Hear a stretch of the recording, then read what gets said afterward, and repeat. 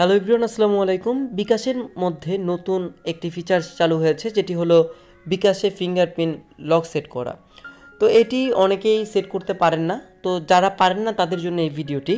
তো এই fingerprint lock set করার জন্য আপনাদেরকে যেটা করতে হবে, বিকাশ অ্যাপের মধ্যে যাবেন, যাওয়ার পর এখানের মধ্যে ক্লিক করে দেবেন, যেখানে ফিঙ্গারপ্রিন্ট দেখতে পাচ্ছেন সেখানের মধ্যে ক্লিক করে দিবেন। তারপর এখানে বলেছে যে টাচ ফেস আইডি চালু করুন, লগ ইন করতে আপনার হ্যান্ডসেটের টাচ ফেস আইডি সুবিধা ব্যবহার করা হবে। আচ্ছা, তো পরবর্তীতে হয়তো ফেস আইডিটিও ব্যবহার করা হবে, সমস্যা নেই। আমি পরবর্তীতে ক্লিক করলাম। তারপর এখানের মধ্যে আপনাদের বিকাশ পিন নাম্বারটি দিতে বলেছে, তো আমি আমার পিন নাম্বারটি দিয়ে দিচ্ছি। তো পিন নাম্বার দেওয়া হলো, কনফার্ম পিনের মধ্যে আমরা ক্লিক করে দিব। তারপর এখানে বলেছে ভেরিফাই ইটস ইয়োর, তো আমাকে ভেরিফাই করতে বলেছে, তো আমি আমার আঙ্গুলটাকে আমি ফিঙ্গারপ্রিন্ট দিয়ে দিচ্ছি।